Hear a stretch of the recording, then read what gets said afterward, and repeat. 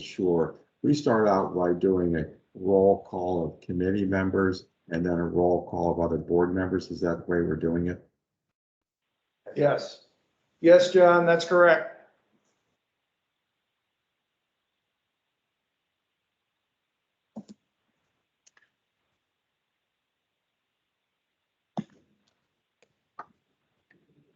Well, it's 8:30 now. We'll start the call at 8:31. Does that work? Sure.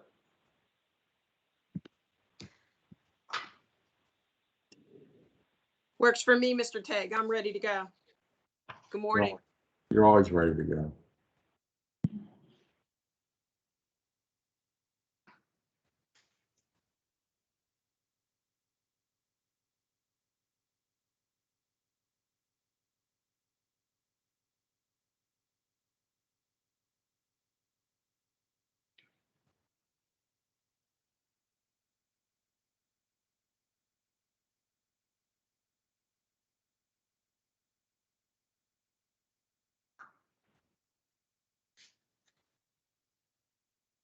Good morning, everyone. I'd like to call the Planning and Stakeholders Relations Committee to order. The first order of business is a roll call. So the committee members to identify themselves are on the call. Ann O'Gorick. Morning. Morning. Stephanie Turman. Morning, Stephanie. Morning. John Tagg. And now I'd like a roll call of the other board members that are on the call. Michelle Smianik. Lori Mizgorski. Morning, Lori, Michelle.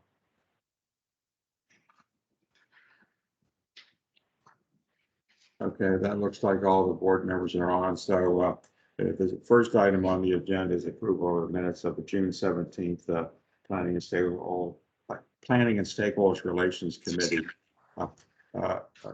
Do I have a motion? So moved. Do I have a second? Second. Are there any corrections? Seeing no corrections, all in favor? Aye. Thank you very much. Now, next up is David Hoffaker and Amy Silverman. Are you guys on the call? Yes, John. Good morning. Can you hear me?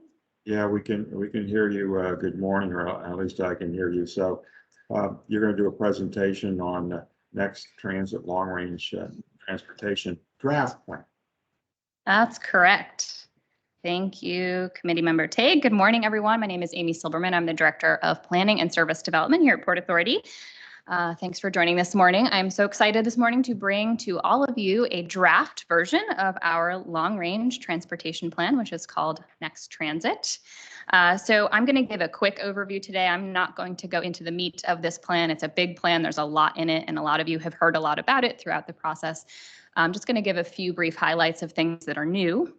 That you will see in the plan document today, but the plan document is on our website, and I'll share that link at the end of my slides today. And then we do have a bunch of upcoming public meetings over the next couple of weeks, and at those points we will be getting more into project details as we go. So starting us off here with just a brief overview and reminder for everybody of what this plan is, when we started it, and what we've been working on. So we started last summer. A little bit of pivoting after the pandemic started, and we needed to figure out how to communicate with the public virtually and in non-traditional ways for us. So we have spent the last 12 plus months through 5 phases of public input, going through lots of different information about what people think the barriers and benefits to transit are, where do people want to go, where are people actually traveling, or where were they traveling before the pandemic, and how are those travel patterns changing now with the pandemic and potentially in the future. And then starting to get into draft project, program, and policy ideas that might be included in this plan. So we did put out a draft priority list in May for the public to review and comment on. We do have some small updates to that list today that I'll highlight as we go through. and then some more project information today with the draft plan. We will be doing public engagement for the plan throughout the summer and hope to bring the final plan back to the board in September for adoption. Throughout this plan, we have had public input, even though it has been in different and non-traditional ways for us, and lots of virtual public input, and we've been very proud of that, and I'll highlight some of that as we go through here too. So as of today, as of last month when we finished our last phase of public input, we have a project website that's had about 16,000 visits to it. We have put out 2 very broad surveys with 1,700 respondents. We've had 6 rounds of 45 public meetings. All of those public meetings until a couple weeks from now have been virtual. So those were all online with about 1,300 people participating in those.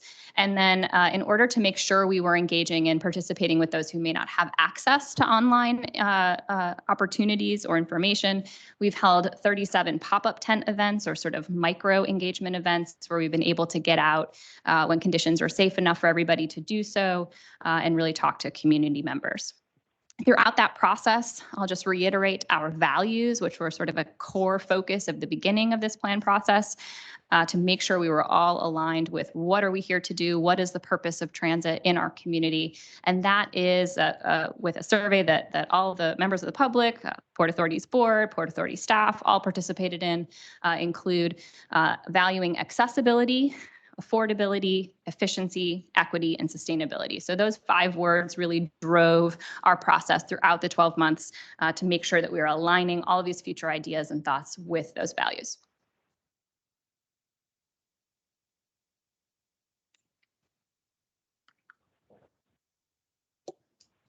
Thanks, Cheryl.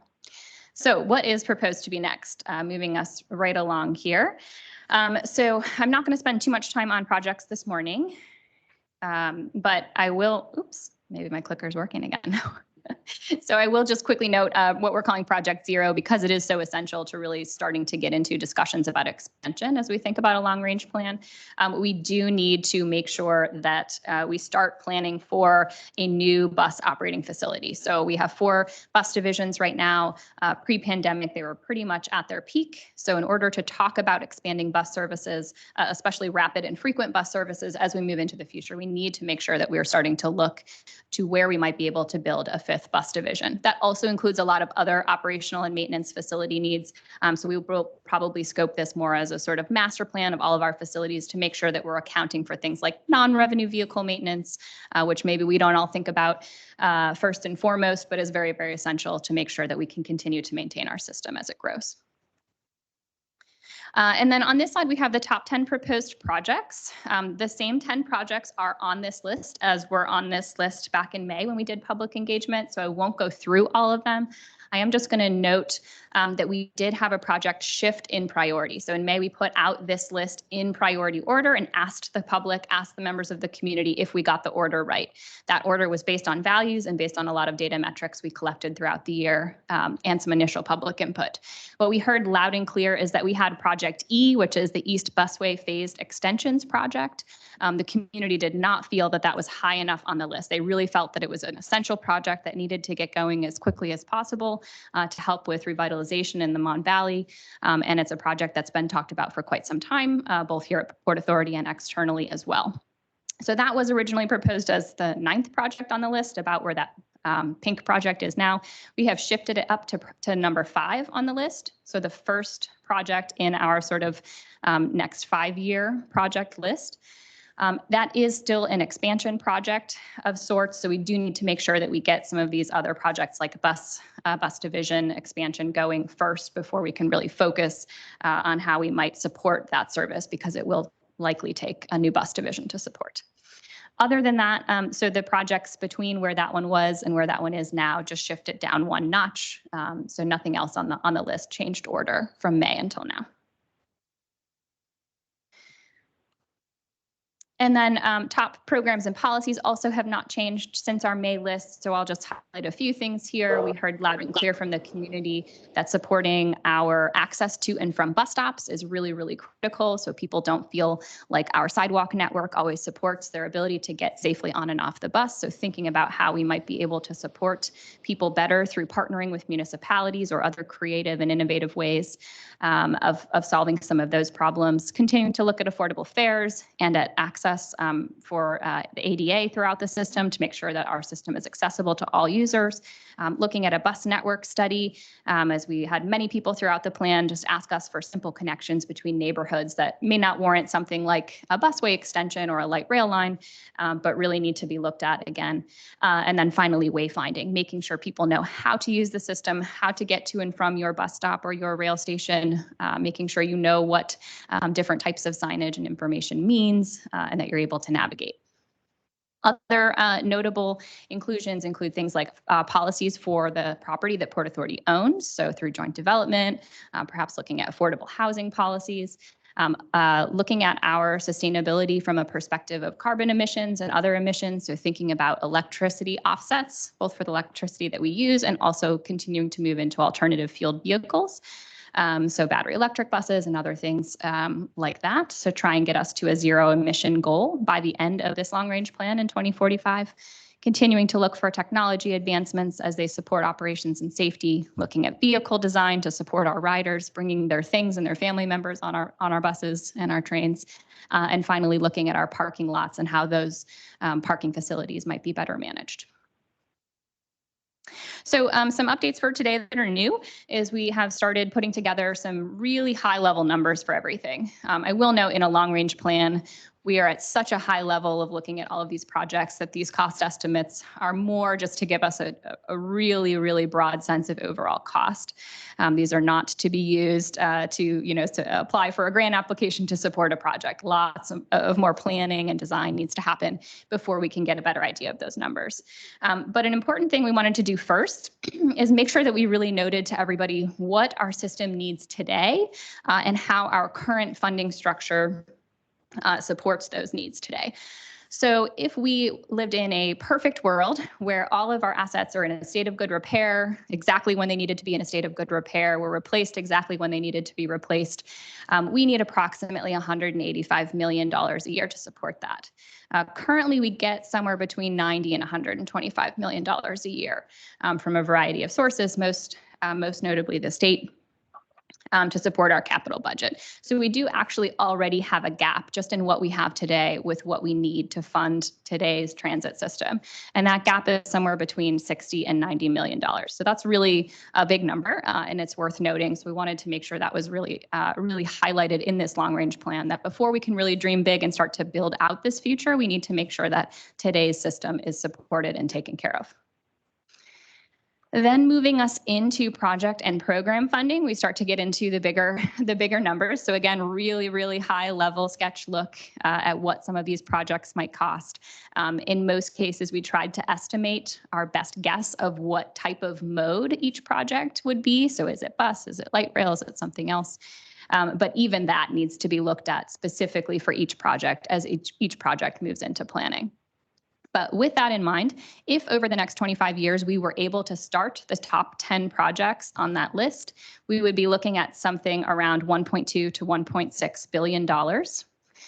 Now, transit agencies do not usually pay the full price tag of coming up with all those dollars to support capital build-out projects. So in looking at sort of local funding requirements and what we would be responsible for sort of on the local and Port Authority end, we're looking at something more like $70 to $95 million annually to support that 25-year out system. So that's not tomorrow, but that's in 25 years if those 10 corridors are under development.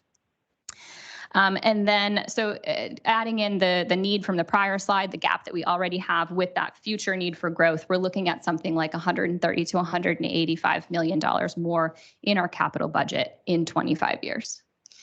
To operate all of this expansion, as many of these corridors are expansion projects, not all of them, but many of them are, We will need to add, if they were all built out, approximately 25% more service to our system.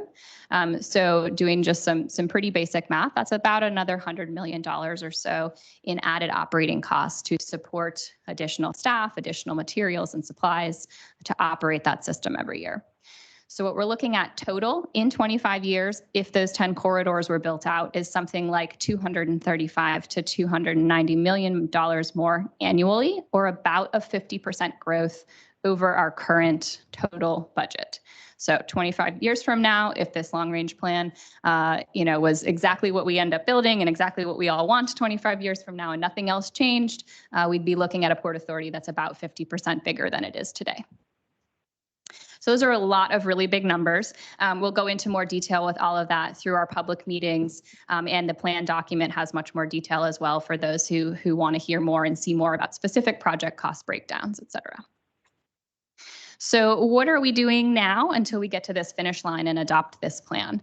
So we will have several opportunities for public engagement and for folks to review the plan document itself and let us know what they think about it. Did we really get it right? We sort of asked that project, did we get it right question back in May, but we're looking again, did we really get this right? Is this your plan? Is this your community's plan? So we will be hosting 2 online meetings and 2 in-person, yay, open houses. We're really excited to be back in person. So next week we have an online meeting. The following week on July 27th, we will have our first in-person open house at Shenley Plaza, which is in central Oakland. We welcome all of you to join us there. It should be really fun. We're excited to see human beings again and interact. And share lots more project information. We'll have another slightly smaller open house at Market Square with the Farmers Market in downtown, 2 days following that on the 29th. And then finally in August, we'll wrap up with one more online meeting for those who perhaps couldn't participate in July. The website for the plan has all of the meeting information, all of the details, ways to sign up if you're going to participate in an online meeting. We do ask that you register, and the project website is nexttransit.network. So if you go to /events, that'll take you to the meeting info, and just nexttransit.network. Right now, the plan document is live right on the main page there. So you can go click through and read all 85 pages of wonderful, exciting new projects from us. So with that, that's my conclusion. Board Member Tague, turn it back over to you for any questions. I'm happy to answer. Thank you very much for the presentation. Any committee members have questions? Okay, what about additional board members? Any questions? I would suggest that the board members get involved in these final public meetings. I think it would be important to show your support for staff, but also there's a lot of things that we need to know as a board to make final decisions on the next transit plan. One thing, are there any stakeholders that have any questions of Amy?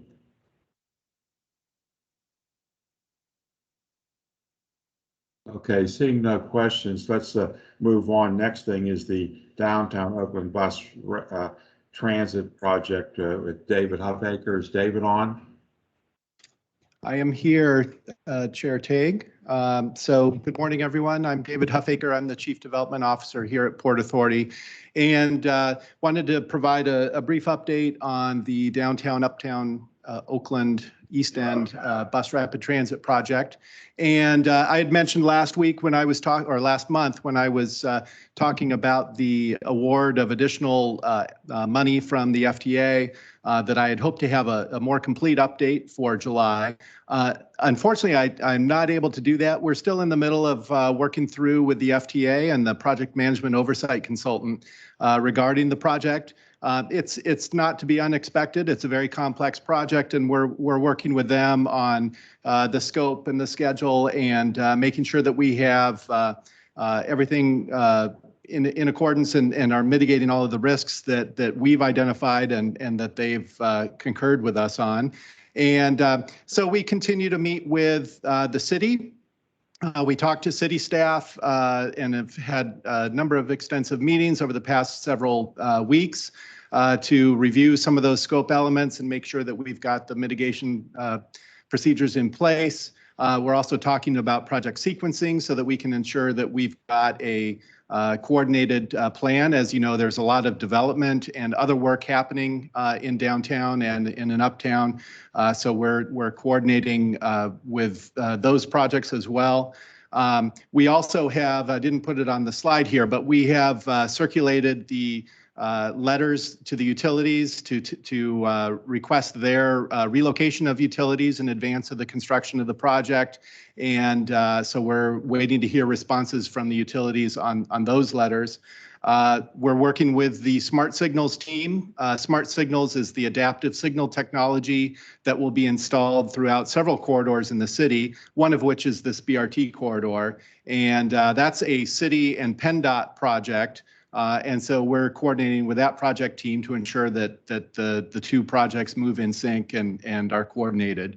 And then, as you know, we're continuing to expand our battery electric bus fleet, and the battery electric buses are a key core component of this BRT project. And so we've got the two 40-foot battery electric buses on hand. We have 6 more that will be delivered later this year. And our operations team, Don Rivetti, is preparing a bus procurement for future that will include additional battery electric buses and additional 60-foot buses. So all of those things are continuing to advance. So the fact that I don't have an update doesn't mean that nothing is happening. And then, so we're preparing for the advancement of the downtown BRT loop to meet a delivery date of late 2023. And I do expect we've made good progress on addressing some of the risk elements. And so I expect that I will have a more complete update in September. But regardless, I will have an update in September. And so Chair Tague, I'd be happy to answer any questions.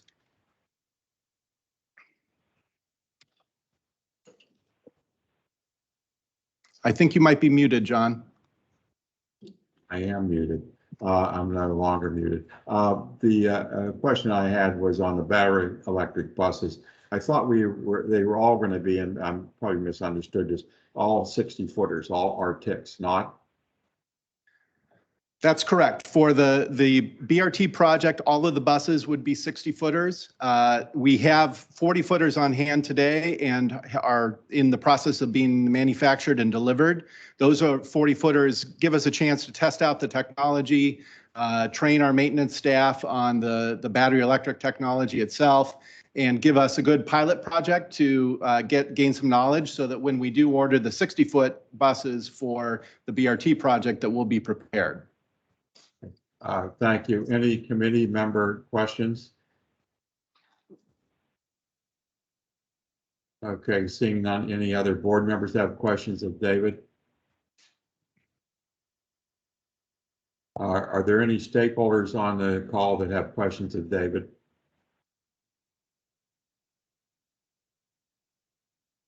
Okay, thank you. Thank you very much, David, and look forward to more information. Sure. And I'm going to turn it over to Amy Silberman for the general planning services contract. Oh, okay, thank you, because that's a proposed resolution, and that's what we're talking about. Yeah. Okay. That's correct. Thank you. All right, good morning again, everyone. So this morning, I am bringing to Planning and Stakeholder Relations a resolution, which is more unusual for our committee anyway, but excited to bring this resolution this morning for an authorization to enter into agreements for a new general planning services contract. So we have gone out for RFP for this and are looking this time to expand upon our last general planning services contract, which was fairly focused around place-based planning. We have brought in the contract this time to allow us to have firms to assist us with place-based planning, which includes work that our transit-oriented communities team does around station area planning or looking at new facilities, first last mile program, and looking at development support and for economic development around stations. We've broadened it now to include network planning and organizational planning. So network planning will allow us to do work orders related to service planning or related to bus network planning, perhaps the bus network plan noted in the long range plan, bus network redesign, looking at major new infrastructure corridors. So not walking us through the entire process as we go to support federal grants for projects, but at least getting us started with preliminary planning and alternatives analysis. And then finally, organizational planning. That's a bit broader than just our division, but including strategic planning, new programs and how we might get those going internally, financial planning, and environmental sustainability. So for this, we have a top-ranked firm in each of those categories that we're bringing to you this morning. So HDR Incorporated is our top-ranked firm for place-based planning, and Michael Baker International Incorporated is our top-ranked firm in the category of network planning and in organizational planning. This is a 3-year term resolution with the option for 2 additional years beyond that. And the proposed not to exceed amount for this contract for all 3 categories is $4.8 million. So with that, I would respectfully request that the committee approve this resolution for consideration by the full board. Do I have a motion by committee members? So moved. Okay, thank you. Do I have a second? I'll second it. All in favor? Aye. All right, thank you, Amy. So we'll move forward with that. And the last thing on the agenda is, unless there's any other business, is motion to adjourn. Do I have a motion to adjourn? So moved. Okay. Meeting stands in adjournment until we won't have a meeting in August. We'll have our next meeting will be in September. So see you guys all then. Thank you very much, and everybody have a good day. And I think you're up next, right, Ann? Yep. Yeah, we'll just take a second to let everybody switch their packets around.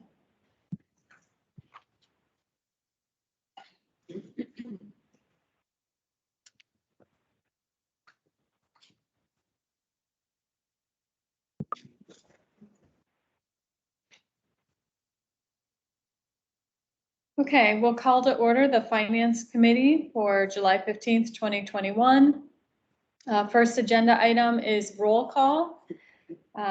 Board Member Liptak, are you present? Okay. Representative Davis? I'm here.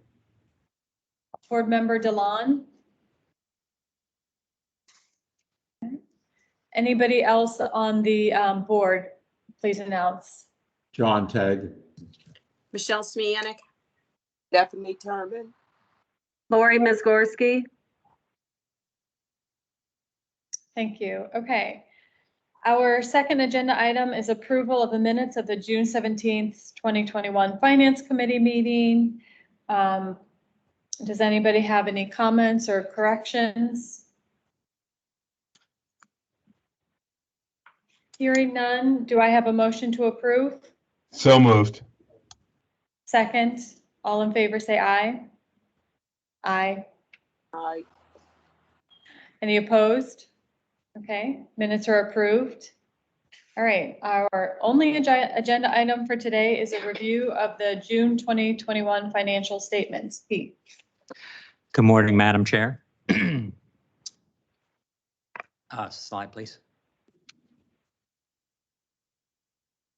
So I'm going to review the June financial results. It should be noted that these are unaudited financial results that typically for this board meeting that these financials would exclude a rather sizable year-end payroll accrual, and then also any invoices that we receive in the month of July that were actually for work performed in June.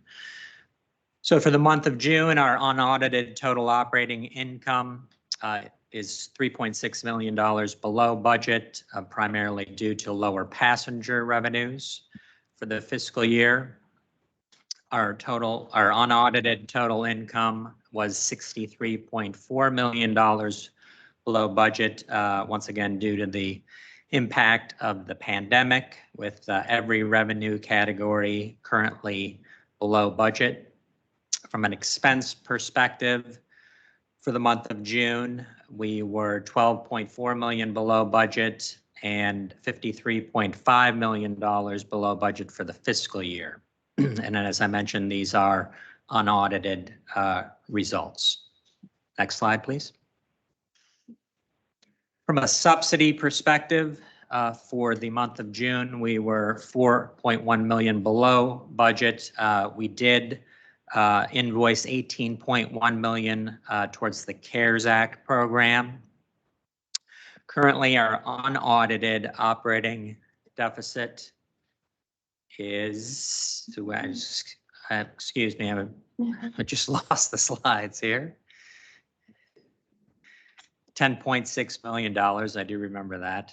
And if I have to, I can go off of my. Pete, there's Joan, there's an email or something. Is that? Oh, you have it there? Okay, thank you. I apologize.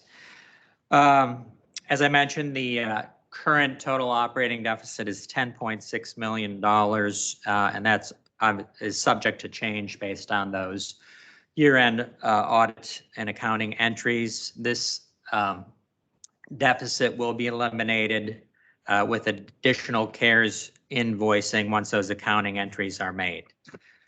We've invoiced currently $105.3 million of the $141.7 million in Authority CARES Act funding, and that covers a 2-year period. As we just a reminder that we did bill about $31 million last fiscal year.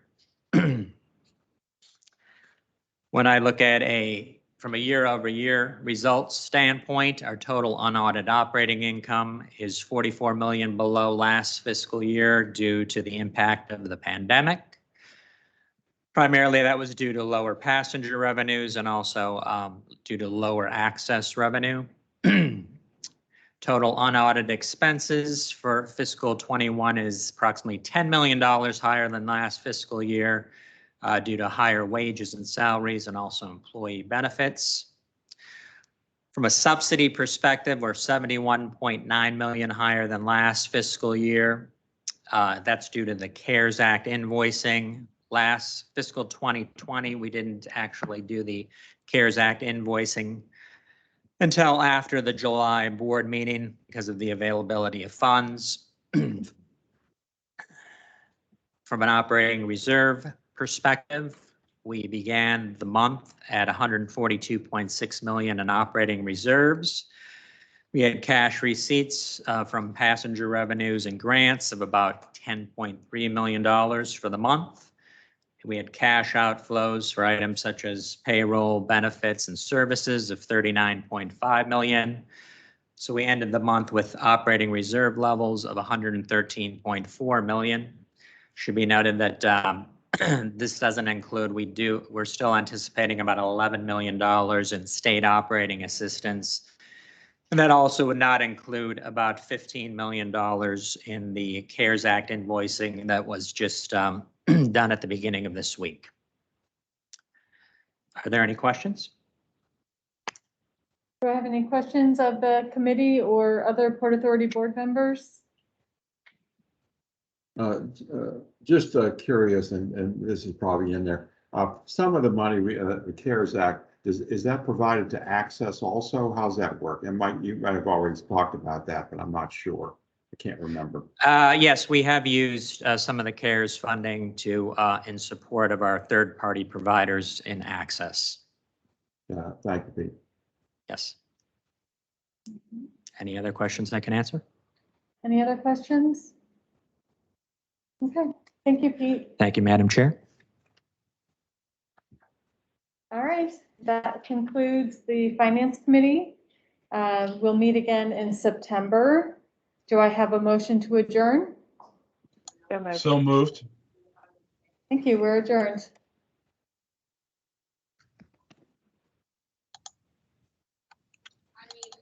Good morning, everyone. Michelle Smianik with the Performance Oversight Committee.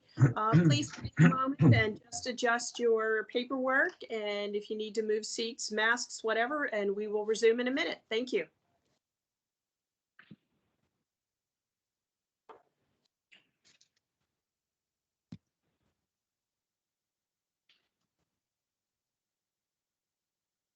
Okay, well, good morning, everyone. Performance Oversight Committee. So our first item of business this morning will be our roll call. So we're going to do a quick roll call of our committee members. Representative Austin Davis, are you with us this morning? Yep, I'm still here. Hi, good morning. Happy to see you. And See you. Representative Lori Migorski, are you with us this morning? Good morning, I am here. I can see you look beautiful in your red jacket, so that's like Oh, super. Okay, thanks. any other board members here participating with us? John Tagg. Jen Liptak. Ann O'Gorick. Stephanie Terman. Okay, great. All right, thank you, everyone. So our second item of business then would be approval of our minutes from our June 17th meeting from Performance Oversight. Do we have any corrections or additions to that? Comments? And if not, then I'm going to ask for a motion to approve. So moved. Do I have a second? Second.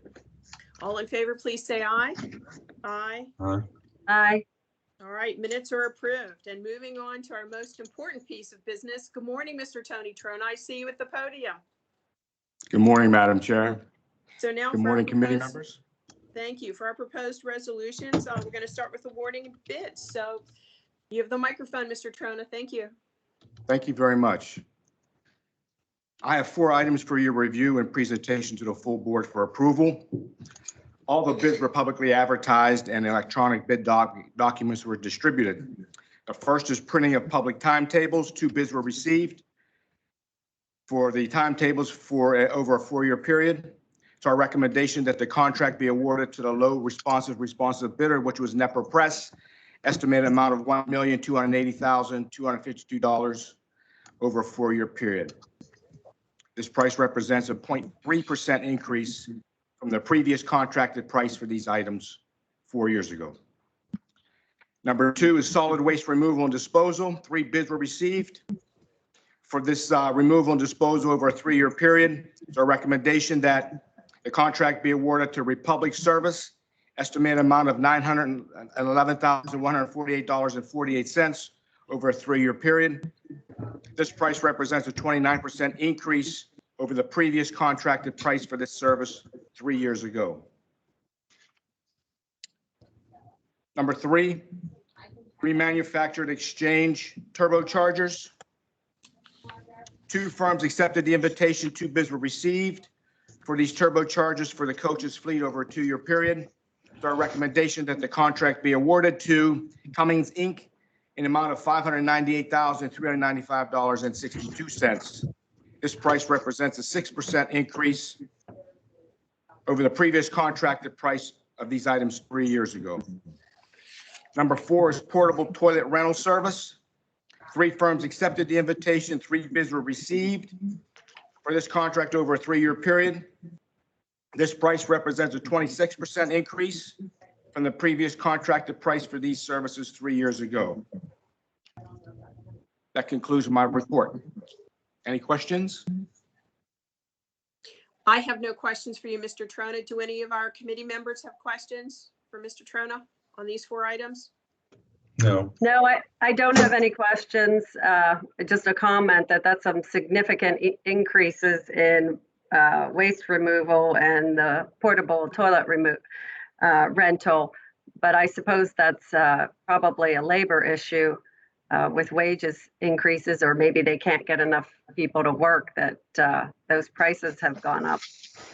Yeah, you're exactly right. The 2 contributing cost factors here are the increased price in fuel, diesel fuel specifically, and direct labor costs. So the bids on the solid waste, number 2, the solid waste and removal, the low bid was $911,000. The other 2 bids came in at $940,000 and $2.5 million. On Wow. the portable toilet rental, we have the same contributing factors. Diesel fuel costs is a big part of that because it's the delivering of these rental service. The other prices were 121,000, 122,000. So our low bid price was actually formed into the new market price for these items, even though there's a significant increase. Okay, thank you. Thank you, You're Mr. Trona. You're Thanks, Representative Magorski, for asking those questions. I had a very similar one to see those numbers. Yes, definitely a significant increase, and it's good to know why. So thank you on that. Any of our board members have a question for Mr. Trona on any of those 4 items? Just a question, I guess, on the, are we able to use the CARES Act funding for these increases? You know, Tony? I do not believe so. This Okay. comes out of our operating budget. Even though we think that this is a direct result of COVID-19, we can't use any of those funds. When Pete may have a comment.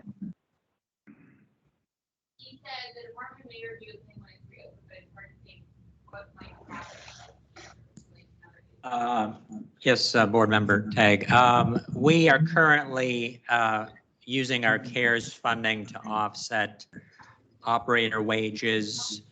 We have used it a couple of months to offset diesel fuel and utilities. So we don't use it per se for this service. Are we permitted to? I guess that was the question, or not? Well, it basically, from a high level standpoint, if this causes our expenses to increase and our revenues are less, CARES Act and the subsequent grant funding is being used to cover that differential. So, but in terms of like the actual invoice, we're not putting in a service like this as a reimbursable expense, but indirectly, if things like this add to the differential between our revenues and our expenses, we're getting coverage. So I don't know if that entirely answers your question, but we're not necessarily putting these services on our invoice. It's for the most part operator wages, diesel fuel in a few cases, and utilities. Okay, yeah, thanks. Yep. Any other questions? If not, I would ask for a motion to move this forward to the full board for next Friday, please. So moved. And I'll Second. Very, very good. All in favor, please say aye. Aye. Aye. Any Aye. opposed? Okay, motion carries. Thank you, Mr. Trona.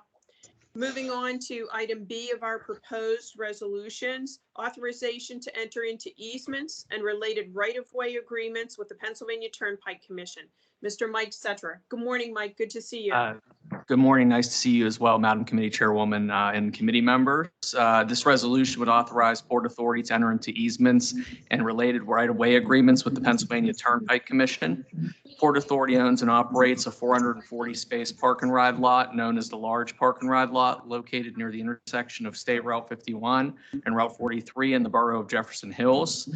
We acquired the lot from the Turnpike Commission in 2001, and as part of the conveyance, the Turnpike retained ownership and maintenance responsibility for a stormwater detention pond located adjacent to the lot. The Turnpike is now in the process of completing the final of 4 Monfayette Expressway projects that would provide a 4-lane limited access expressway from I-68 in West Virginia to I-376 in Monroeville. The first section of this project to be constructed will be an 8-mile stretch south of the Monongahela River between Route 51 and Jefferson Hills and Route 837 in Duquesne. In order to complete this portion of the project, the Turnpike requires various easements and rights of way from Port Authority over and on portions of the Large Park and Ride Lot so they can expand, upgrade, access, and maintain post-construction the stormwater detention pond located adjacent to the lot. And I'll try to pull up an aerial view here to show members. So a rare visual from the legal department here, but as you'll see here on this slide, this is an aerial view of the Large Park and Ride Lot.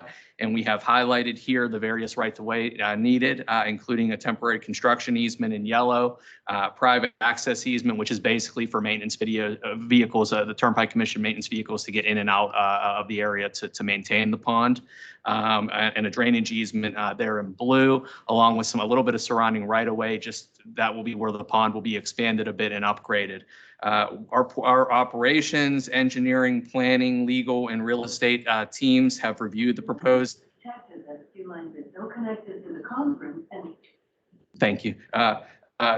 Have reviewed the proposed right-of-way acquisitions, and we've determined they will not adversely affect our lot operations in any manner. We won't lose any spaces. There won't be any effects on how our buses get in and out of the lot or our patrons get in and out of the lot. And there will also be the additional benefit of the increasing of the stormwater detention ponds functionality and ability to respond to storm events and water runoff.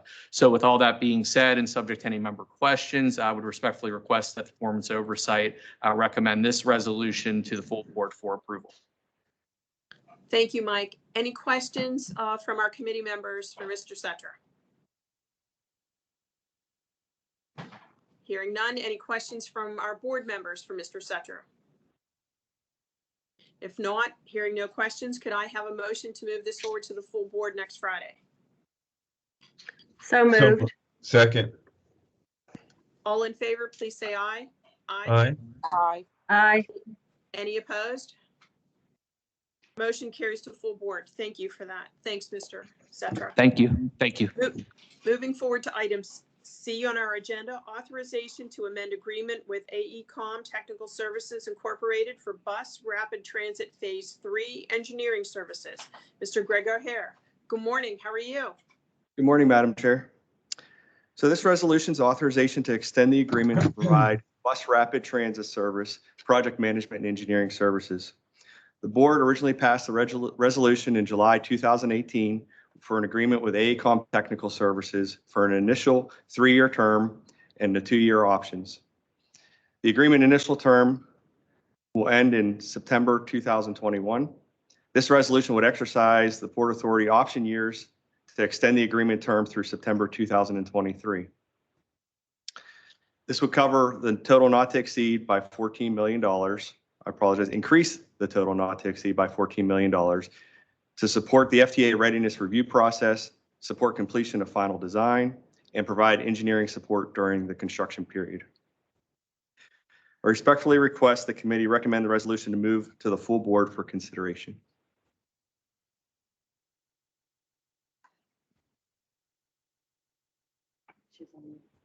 So moved. Michelle, you're on mute. Thank you. Any questions from our committee members? Okay, hearing none. Austin, I'm going to take that as a motion to move forward. Lori, could I have a second, please? Second. All in favor, please say aye. Aye. Aye. Aye. Any opposed? Thank you. Motion carries. Thank you, Mr. Davis, for that direction. I needed that stage direction. I'd have been here all morning listening to myself.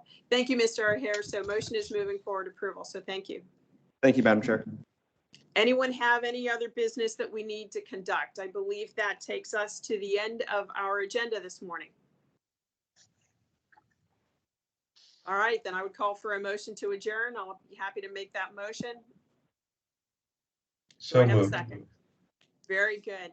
Our committee stands adjourned until September. Thank you, everyone. And we do have, I believe, another meeting coming up. Thanks, everyone. Thanks, Michelle. Hello, everyone. It's Jen. So we're going to begin the technology committee. So it's the Jen and Lori show. So we'll get started. First, I'd like to ask for a motion to approve minutes from the June 17th technology committee meeting. Lori, may I have a motion? So moved. And I'll second that. All those in favor? Aye. Aye. Aye. Okay, good.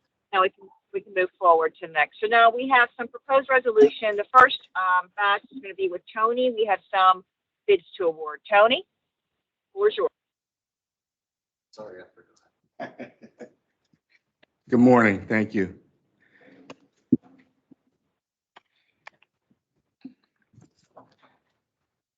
Good morning, Madam Chair, committee members. I have 3 items for your review and presentation to the full board for approval. All of our bids were publicly advertised and electronic bid documents were distributed. The first is automatic passenger count system. 10 firms accepted the invitation, 5 bids were received for automatic passenger count systems on the authority's light rail vehicles. It's our recommendation that the contract be awarded to the low bidder, which was Dialect Systems, in the amount of $995,687.70. There's been no previous purchase of this equipment. However, the staff has determined the price to be fair and reasonable. Number 2 is Cisco Wi-Fi apps, the DNA and ISE licenses. This is a state scheduled procurement. The Commonwealth of Pennsylvania Co-Stars awarded a contract covering IT hardware and software to AEC Group LLC, and the authority wishes to make purchase under the same terms and conditions. The contract is effective at least through August 10th of 2022, and the Port Authority wishes to purchase installation and configuration assistance of 73 Cisco system components, including hardware, software, and 1,200 Cisco ISE licenses covering a period of 3 years. So our recommendation that we award under the same terms and conditions of PADGS contracts as follows: network equipment related services to AEC Group in the amount of $106,747.77. Staff has determined that the prices of the Pennsylvania state schedule to be fair, reasonable, and consistent with the funds budgeted. Number 3 is rail software support. This is a sole source procurement. Port Authority's light rail transit system is controlled through our Operations Control Center, the OCC, and system was originally provided by Union Switch and Signal. The OCC system is crucial to the overall safety and integrity of our LRT system. The system is comprised of various proprietary custom designed software modules that allow the control and monitoring of the LRT system. The modules include transit system data, voice communications, and video signals. The OCC system software is copyrighted by Union Switch and Signal and is now proprietary to Hitachi Rail USA. The authority desires to enter into a 5-year agreement with Hitachi to provide software maintenance and support services to the OCC system. The services will be acquired through a sole source procurement, as Hitachi is the only entity able to provide the necessary maintenance and support. The authority has determined that the pricing of the service to be competitive and comparable to other prices charged to others. It's our recommendation that the sole source be awarded to Hitachi an amount of $410,760. This price represents a 15% increase paid for these services 5 years ago. The staff determined the prices to be fair and reasonable. That concludes my report. Thank you very much, Tony. First, I'd like to ask if committee members of the Lori or myself have any questions related to this. Yes, Jen, thank you. I was wondering, how will the passenger counters work? What kind of technology will they be using, or how will it operate? Sure, please. Passenger counter. Yep, thanks. Yes, great question. We actually already have these on our buses, and it's a little sensor that when a person enters the vehicle, the sensor counts that person passing through the beam that is at the door on the bus today, and we'll be adding those to the rail system. I'm not exactly sure which technology Dialex is putting in for this, but essentially it's a little beam that goes across the doorway as the person enters, and it counts that person. Okay, great, thank you. Hi, I have a follow-up question because you know I can't help myself. So how do you account for exit and entering with the little beam? How does that process work when sometimes all the doors are open for entry or exit? I'm not sure that I understand the question. You said if you walk in, it counts because you. Yeah. Good morning, Madam Vice Chair and Madam Chair for this committee. That is an excellent question. This is similar technology to what we have deployed on all the buses in our fleet. So currently we have these automated passenger counters. So it's not just one beam, it's a series of beams, and the system is able to calibrate if somebody getting on or somebody getting off, and it has a high degree of accuracy. We go back and we double check this against manual counts. We do this not just because the FTA requires it, but we want to measure to make sure that if our train counter says 15 people got on and 4 got off at this particular door, is that what we actually saw? So they're very well calibrated and they are really accurate, even if you have several people passing at the same time. Our doors are not wide enough that we normally have off and on at the same time. It's more that you have a direction going, direction coming back. And we can get you more information if you are interested in that. It's pretty standard technology throughout the transit industry. And this will greatly help us with the accuracy of how many folks are getting off and on at which stations. Right now, we rely on visual counts combined with what we're getting at the fare box. But again, we've got a combination on the rail with fare boxes on the vehicle. We have off-board fare collection where people are tapping. So we're looking forward to this better data set. I think this is excellent. I'm very thankful that you gave me that explanation. Is there any Thank you. additional members of the board who have any questions that are on the line?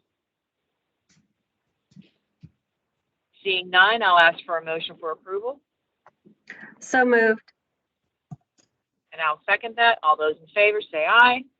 Aye. Aye. Opposed? Motion. All right, let's move on to our next item on the agenda. I believe we have Ellie. Are you coming up now? Yes, I'm just going to do a quick introduction because I have to hog the mic when I can. Well, So, you know what? You do that all the time, but we love you, so you can. Thanks.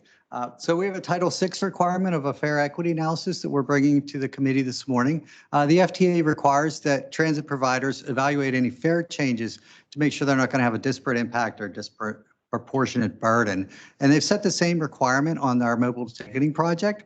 So what we've done is over the past spring of 2021, we've gathered data on our customer base on how they use smartphone and banking credit card capabilities. So Ellie's going to take us through the analysis that she has done on this as we prepare a Title VI analysis. Thank you. Welcome, Ellie. We look forward to your presentation. I did, briefly review it, and I found it quite interesting. But please go ahead. Yes, thank you. Good morning, board members. My name is Ellie Newman. I'm the section manager of service development, and I will be walking through our Title VI report for the mobile ticketing services. So for Title VI, we need to check whether the mobile ticketing project is going to have a disproportionate impact on our minority riders and our low-income riders. So to do this, we conducted a survey earlier this year where we surveyed our riders on their demographics and whether they had access to smartphones and whether they had access to banking services. So on the smartphone side, we found that minority riders were actually slightly more likely to have a mobile phone than riders in general. So there was a 0.0 or 0.9% difference sort of in the other direction that showed that there was no disparate impact there. And low-income riders, 9.1% of low-income riders said that they did not have access to a smartphone versus 5.1% of all riders. So there was a difference there, but not large enough to cause a disparate impact according to our Title VI threshold. On the banking service access side of things, we found that the numbers were fairly comparable. So minority riders said 3.6% of them said they did not have access to banking services versus 2.7% of total riders. So again, a fairly small difference, less than 1%. So no disparate impact there. Low income scored almost exactly the same. So it was 3.5% versus 2.7% of all riders. So again, no adverse impacts were found. We also took the chance to do a pilot analysis using data from our pilot project. So since March of this year, we've been piloting the mobile ticket services through people that signed up kind of voluntarily to test it out. And it was a fairly small sample, so we didn't really want to take, as gospel truth that that this is representative. But we found that of people that use the mobile ticketing services, they actually scored pretty similar in terms of what routes they're riding. So on our routes that serve minority areas and low-income areas, for both of these, we found that mobile ticket usage comprised 0.13% of all riders. And on all routes, it was 0.14. So again, very small differences. We didn't see any disparate impact there. But we at least have this kind of set up so that when things go live, we can continue to monitor it and make sure that we don't see any disparate impacts in terms of who is using the service and what routes they're riding. So even though we didn't find any disparate impact or disproportionate burden, we still want to make sure that this project can benefit people even if they don't have a smartphone or they don't have access to banking services. So we have a couple of initiatives going on where we're going to continue to expand access to our electronic fare media. This makes transit more convenient for people. It makes transit cheaper. So if you're paying cash, you pay $2.75 currently versus $2.50 as of now for using a electronic ticket or a Connect card ticket. So we want to make sure that we extend those benefits to more people. So when we started this mobile ticketing project, we actually wrote directly into the RFP that we wanted the chosen vendor to work with us to provide printed tickets that would be easier to expand to areas that don't currently have it. So we have been working with them. We're very excited to see all the different capabilities that they offer. And basically using mobile ticketing as a print ticket option would allow somebody to go to their local chain store, their local independent store. And as long as they sign up with us, they would be able to hand somebody cash at the store and have them print a ticket for them.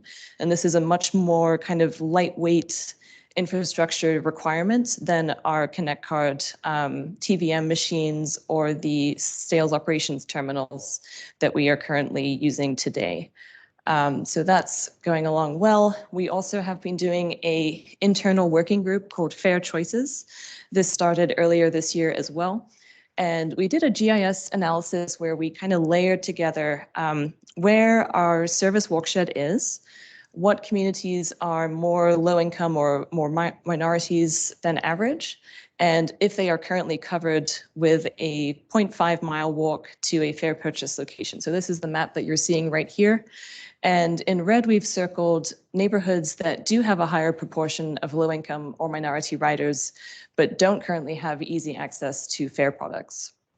So we're working hard to identify stores that we could partner with to extend these benefits. And the areas that we've circled in purple already have a site secured. So the ones we've secured are the Hill District and McKeesport. And then we yet have to secure a site for McKees Rocks, the Spring Hill area, the Lincoln Leamington area, East Wilkinsburg, and Braddock. But we're very hopeful that we can find some partner that could come on to do this. So at this point, I'd like to summarize the findings and bring this for a resolution. So again, we were required by the FTA to do a Title VI analysis for this project to make sure that we weren't disproportionately impacting our vulnerable populations with this project. We found that there was no disparate impact on minority populations or low-income populations. However, we still are going to continue to work to extend the benefits to people that don't have access to smartphones or banking services through our new expanded vendor network and the Fair Choices program that I mentioned earlier. So at this time, I can answer any questions about this analysis, and I'd like to respectfully request that the resolution be taken to the board for full approval. Thank you very much. Before I do questions, I'd like to go to the, I'm sorry, before we move them for the motion, I'd like to see if Lori, as a committee member, has any questions related to this. Yes, Ellie, thank you. I'm wondering if, when you did this analysis, do you also look at age groups? For instance, that it could be elderly. low-income passengers that are less likely to have access for cell phones? Does age, is there any kind of an analysis on the age groups? Yeah, that's a great question. So when we did our survey, we did ask about age, and we did find a correlation between older adults being less likely to have smartphones. And that does kind of correlate with low-income populations as well. So we did look at it and find that difference, but the FTA doesn't really kind of give you that out. So you can't really say, well, it's only older people. You only can look at low-income status and minority status to understand whether or not you have a disparate impact. Right. And I wouldn't be thinking of that as an out, but then in considering how to address the situation, is there any way to, address that specific demographic? Yeah, it's a good question. One thing that we can do is we do know where older adults are more likely to live in terms of their neighborhoods where they live. We can also look at senior pass usage on routes and see what routes they're more likely to ride. So one thing that we could be doing moving forward with our Fair Choices group is making sure that we also prioritize those areas for cash digitization. So this would be making sure that if there's stores in those areas, we can try to reach out to those places first to partner with us with mobile ticketing so that we can hopefully give people more options in that area. Okay, thank you. Just Okay, any other members of the board that have any question? Go right ahead. Is that John? Jennifer, yeah, just a clarification. Title VI, that's not a requirement of Title VI. It's just like my question would then go to the same thing about disability. In other words, Lori, and I think it's a good point bringing up age. We can look at that, but those are not part of the Title VI analysis, right? Am I correct on that or not? Yes, you're correct. But, we always try to do more than what we're required to. So we'll certainly be looking at other vulnerable groups that aren't just the ones that are required by the federal government, but riders that we care about as an agency. Yeah, thank you for bringing that up, Lori, because I think that was a good point, and I'm glad you did, because again, there are other groups that don't fall under the Title VI, but on the other hand, as a caring agency, which we are, we want to look at those things. So thank you very much, Ellie. Very good. Any other board members? Go ahead, Stephanie, go ahead. In terms of location and purchasing, I know in most public housing, there's no stores within a 2-mile radius. How are you having conversations about if they need to purchase at a local store? And who are you talking to? Is it the tenant council, residents? What leaders of that community are you guys having communications with? Yeah, that's a great question. And I think it's challenging because a lot of the areas that we don't currently serve, it's because they don't have very many established stores like a Giant Eagle that's been there for many years that would be an easier partner for us. So one thing that we've looked at is public buildings. So we have a data set that lists where every single borough building is, where every single library is, and we've been conversing with different community leaders to see if we can find a public building that would be a good site for a ticket vending machine. We also are really hopeful that the mobile ticketing capabilities with being able to more easily work with independently owned stores will be a real helping hand here, because we could go to the local corner store that really only sells, milk and cigarettes, and we could work with them, whereas we wouldn't really be able to justify putting a whole expensive Connect card machine in that location. I think if we absolutely can't find somewhere and we want to make sure that these people have some option, one thing that we could look at is where their destination is. So if we find that people are riding in a certain location where they're getting on, we can't find anywhere to put a fare vending location where their origin is, but we can at least see where their destination is. And maybe we'll be able to find somewhere that already does serve, or we could find something that we could add in that area and hopefully at least cover the return portion of their journey.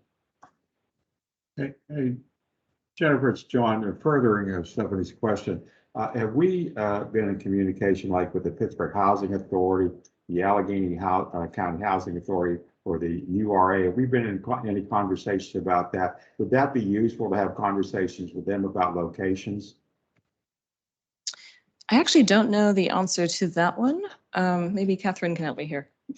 Well, and I'll jump in as well. So I think the idea of using public buildings, meaning those that serve the public, whether it's county, whether it's local municipality, authority, those are great ideas as long as the infrastructure can be put in and as long as they're accessible to the public. And I'm sure that Catherine, remember, we used a partnership with our state reps and state senators for the senior citizen bus passes, which I thought was a fantastic effort by the Port Authority led by Catherine. So I think that, knowing Catherine, I don't want to answer for her. I think those are good options and good ideas. And I know we've got great partners within our public forward-facing facilities, specifically the county, which I can speak to, and our authorities. But I don't know if Kathy want to add on, but I think those are all on the table. It's just about coordination. Yes, ma'am. Everything that you just said, and I was coming up to say that to Mr. Take's question, let us get you a little bit more of a response based on the conversations we've had. And we can identify places where we have existing gaps and share that out with the rest of the board. We'd appreciate any kind of recommendations. And Ms. Liptak makes a really great point. Our new technology will really transform us from, again, the big investment of a TVM and wondering about credit card fees to essentially an iPad and a printer or even prevented fair media. So we have more options, but let us get you, John, a more thorough response that can show where we've actually been. I don't have that right in front of me, but let us pull that together and get it out to the board. I appreciate it, Catherine. Thank you. Okay, any other questions from board members? Seeing none, I'll ask for a motion to approve. So moved. And I will second. All those in favor say aye. Aye. Aye. Opposed? Okay, this motion carries. I do have one additional question. It's an easy one. It's most likely for Jeff. I was curious, with all this mobile ticketing and smartphone and everything else that we're doing, how is our Wi-Fi usage on those modes of transport that we've deployed, whether it be in our T stations, on our buses? Are we finding that the usage of our Wi-Fi service to our customers is being used and was a good investment? Yes, so we do have free Wi-Fi on all of our vehicles, both the rail side and the bus side. I have to admit, over the past year, the activity has not been as normalized as we would have seen prior to that. So we do see some activity on certain routes. I wouldn't say it's high usage, but it's certainly there. Another thing that we did about a year or so ago was within the downtown tunnel sector is Verizon installed service so that cell service works for folks all the way through the tunnels, where previously you would lose service while you were underground. So that was a good upgrade for us about a year and a half ago to have that service installed. To your direct question, it's moderate usage, but it's definitely been minimized, if you would, over the past year. Yeah, that's a good service point. step. You really make sense of that. But yes, and from my standpoint, thank you very much for letting my phone work underground. I see no other questions from the board or committee members. I'd like to thank all members of staff and the public for your participation today, not just within this committee meeting, but for all committee meetings. And at this point, my fellow board members and staff, we stand adjourned for the day. We'll see everyone next Friday. Hey, excuse me, Madam Chair, excuse me, Madam Chair. Madam Chair, excuse me. We actually have another agenda item still. We do? Where's it at? I didn't see that on the agenda. So we're not adjourned. We're not adjourned. What is the other agenda item? I saw Ellie. Where's the last one? Oh, we have a fleet management from Dawn. Oh, Dawn, I'm sorry. Dawn, it's all good. It's all good. Sorry, Dawn. Go ahead. I did, before I introduce Dawn, I did want to take just one moment and update you on Ready to Ride. Coming off the Title VI analysis, I'm really excited to reach that milestone because it positions us to move into our next phase. So when I came and gave a full report to you back in January, we were in that phase of installation and preparations. With this Title VI approval, we can move into activation of base services on our bus line. And we're in preparation for the next phases, as Ellie detailed, on the cash digitization and vendor portal. So we've had some good progress the last 6 months with the Title VI analysis being done, the pilot on the buses, a lot of work on the rail side, really complicated, getting the certifications and getting the vehicle installation done. So we're working through those, no timeline yet. And we're getting a lot of prep done on the retail vendor network where we needed legal templates and some software development done. So we're getting some good progress, and that really positions us for the next step. So we'll be doing a soft launch really pretty soon here now with the Title VI approval of Ready to Ride and transit on our bus lines. So we'll be opening this up for anyone who's using our service on the bus lines to be able to use Ready to Ride or the transit app. And then as we move forward, we'll finish up the rail lines and activate those with the incline and get the retailer network activated. So that was just a really quick update. So what I wanted to do is now introduce Don Rivetti. He's our Chief Operating Officer of Maintenance. And he came to the senior team about a month and a half ago and presented some information on how the maintenance team is now using data to really optimize and put some more efficiencies in. And we were so excited. We said, Don, you have to share this wider because this is stuff people really need to know. So with no further ado, Don Rivetti, Chief Operating Officer of Maintenance. Thank you, Don. Please begin your presentation, and I apologize that I tried to skip over you. That's my bad. Guys, please welcome. No worries. Thank you. No worries. Thank you and good morning, Madam Committee Chair and board members. Recently, we implemented our first long-term maintenance plan. One aspect of the plan included revising key performance indicators.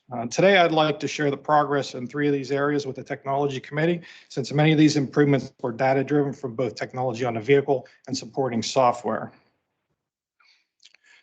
First area we took a deeper dive into to improve, excuse me, were our miles between road failures. Our past practices were reactive instead of proactive. We really just looked at the information at the end of the month to see where we stood. It was hard to forecast where we would land. Some improvements we made, you'll see in the upcoming slides, are a change from monthly to weekly reporting. This reporting also included action plans sent out by the fleet maintenance team, and also created some reports that housed all the data in one location, making it easier for the managers to see where their locations stood. First aspect of that was we took a look, something we didn't generally dig deep into before, were pre-departure failures. Created some reporting which showed breakout by location on where each location stood, as well as top 10 failures. Items they can focus on to continue to improve their miles between road failures.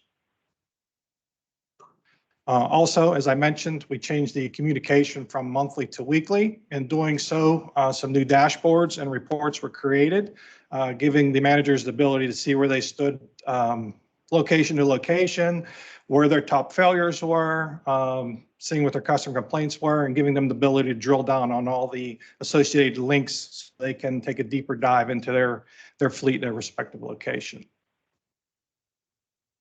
On that note, we took a higher level look at it as well, looking at it holistically from the system wide. This is on the bus side, looking at where we stood on miles between road failures. This was June's numbers. We were at 14,000, a decent number. We also show where we stand customer complaints wise, and then where our incidents were throughout the month, breaking them down into what the higher ranking ones were to help drill down. Is there a fleet issue? Maybe one garage didn't see this, so we look at it and say, okay, well, what's was seen in different locations to help them assist in making the fleet more reliable and improving the mileage. A new tool we implemented earlier this year as well is forecasting. We're able to do that by changing from the monthly to the weekly reporting. So the weekly reporting goes out, and if we start to see a division dip, just use Collier here as an example, say week to week, we start to forecast out to see, was that a 1 week blip, or is that something that's trending in the wrong way? We really need to take a deeper dive before the end of the month to help correct these issues. We tested this for about 3 months. Each of them stayed within the 95% confident bound, showing the forecasting helped keep the division on track. So this new report and improvement helped. Just similarly, I know there's a lot of data on this slide. It's really hard to read on the screen. It's just really to show that we took the same implementations that we did on the bus side and we carried them over to the rail side, keeping maintenance uniform as best as possible in both modes of transportation. So they also have a dashboard. They can see where they stand by failure, by route, This actually includes direction of travel for them. They can drill down on all those associated links to take a deeper dive to help improve their numbers and continue to grow out there as well. Second aspect we've taken a look at in focusing on the KPIs are our actual KPI reports. This, I'm just going to touch on this briefly. This is actually an old sheet. This was in effect for probably 15 years. The garage managers would update this themselves. They would actually email it to the fleet department. The fleet would have to compile the information, pull it from the spreadsheets to do any kind of deeper dive into it and dig into the analysis. It was difficult to compare division to division. It was also difficult to compare, in this instance, West Mifflin week to week, because we had to dig out emails and compare the information. So new reporting we just rolled out. This is the new format. We changed some things here, and what we did was, this is one report that each location can get to. It's in a shared drive. The top portion is the same. It includes those same indicators that we need to track for reporting, state inspection, PMs, all that sort of thing. Managers only populate the highlighted cells. We also included on this form locational indicators. So now they also get to see where they stand with their miles between, customer complaints, and other associated PMs. One thing you can't see on this slide, there just wasn't enough room, you wouldn't be able to read it. There's a third section below where we also track all the division's campaigns. So something like when we did the Braille tag campaign on all the fleet, they would see how many vehicles they had remaining left and where they stood in that campaign to help get that closed out, just to help keep those processes moving along. We just rolled this out at the beginning of fiscal year, so this July, we're going to roll it out to the rail center next. Now, one of the improvements in changing to this new reporting format is now we can create this dashboard. We can take a higher level look at it. We can, as I mentioned, we can compare against divisions. We can take Collier week to week by pulling from one report. We can also take Collier, compare it to East Liberty or West Mifflin, see where the divisions stand, who needs help, who needs improvement, or who's just doing a stellar job. Third area I'd like to talk about today is how we've been looking at data to enhance the customer experience. This first slide is actually a pretty broad slide. It covers 14 months. That's intentional. We went back to, we always looked at customer complaints, but we took a deeper dive when COVID hit beginning of last March. So at that time, we started looking at how the complaints fell, were they on the increase, and how they panned out. So the graph on the left is just the piece of maintenance complaints in the whole system, and then digging them and drilling them down into where they cleanliness, where they heating and cooling, they're all on there. We can drill down to see which divisions are having the higher number of complaints, and how do we address that, and where they were system-wide.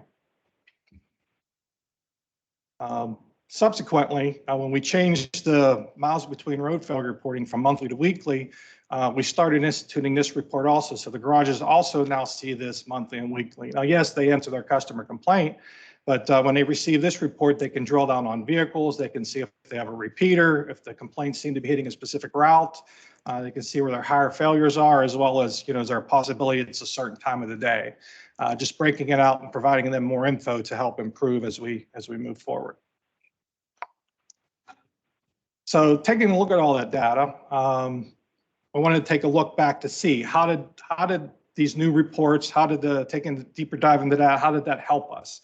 Did it improve us? How did COVID impact us? So we look back several years. Obviously, COVID hit in 2020. That's also when we started taking a deeper dive in the reporting.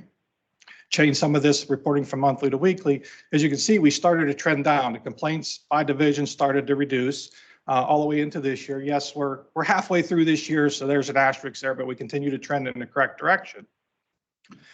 So that made us look and say, okay, were customer complaints down? Because unfortunately, ridership was down.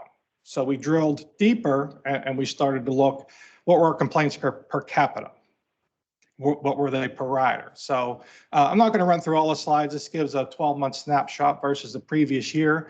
There were obviously some hiccups. I'll note one in the back in the fall around the holidays when a COVID surge hit in the area. Obviously, there were rising complaints, but then it shows how we addressed them, corrected them moving forward, and brought those back into line. And then overall, just jump to the bottom line of the graph. June of 21, we were about 173,000 riders per complaint. versus about 134 June of last year during a higher part of the pandemic. So drilling the data, analyzing it better, sharing it with the garages shows that we are making some improvements. I just wanted to share that with the committee and the board.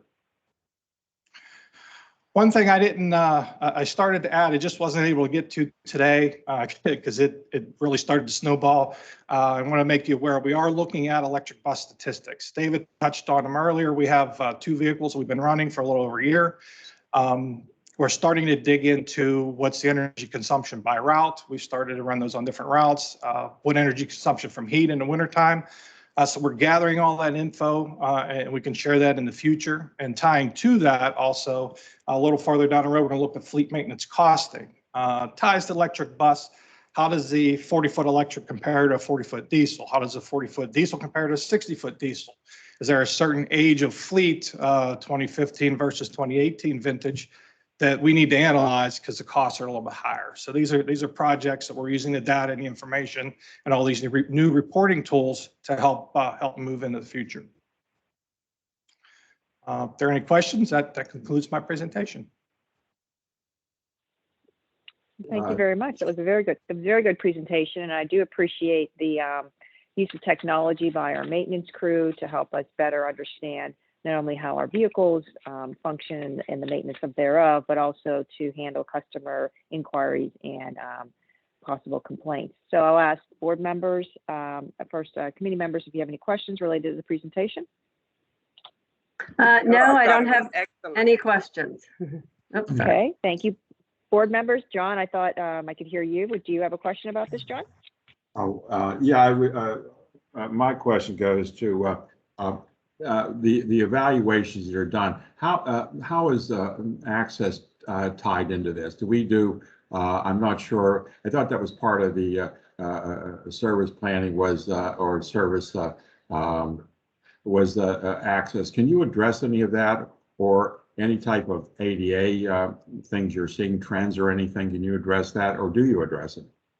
All of the customer complaints that I mentioned in my slides, Board Member Tag, were maintenance rated on our fleet. So just the fleet that we operate, not necessarily access. We do address ADA complaints if there's an issue with the wheelchair, maybe a ramp that wasn't functioning properly. We will address those complaints, so they are handled as they occur, but not specifically drilling into the access portion. No, sir. Okay, thanks. I was just curious because as I've always said, access is part of our system, and how that operates is important, obviously, for people with disabilities, but not just for people with disabilities, for seniors and also. So I think it's important for us to maybe take a look at that if we could, Dawn. I don't know what Catherine's comments are on it, but go ahead, Mike. Sorry. Good morning, Mr. Tag and committee members. I just wanted to chime in briefly just to note, we do have similar performance metrics, for the carriers via our access contract. We don't do that directly via our forces like Don's reporting on here, but we track similarly, and they have performance standards they have to meet as far as vehicle availability, miles between road failure, et cetera. So it's being done, but through the contract itself. Well, I guess my question is really how would the board stay informed on that? I think we could review that, Mr. Tag, and get back to you with some additional information. I appreciate that, Mike. Thank you very much, Don. And I just wanted to chime in. Excellent presentation, and I'm glad we're using technology in this. So it's going to be interesting how the future goes with this. But kudos to you, Don, and your team. Thank you, Board Member Tag. As Jeffrey mentioned, I shared this with the group and realized that it was time to update the board and share this information with you as well. Okay, thank you, Mr. Tag, for your questions, which are very good, and your positive comments towards the staff. And, look at me, I was the one that tried to not have this presentation because I couldn't read the agenda properly. So very good. Is there any other member of the board who has any questions regarding this presentation? Seeing none, I will like to again thank everyone for participating today, staff and board members on our committee meetings. We'll see you next Friday for our full board meeting, and our committees will reconvene in September, unless I'm wrong and Jeff corrects me again, but the meeting is not over. Jeff, am I right? Are we good to go? We are ready to adjourn. Okay, all committees stand adjourned, and I thank everyone for your participation today. Stay safe and well. Goodbye. Thanks, everyone. Thanks, Thank everyone. you. Great meeting. Bye-bye. Thank you.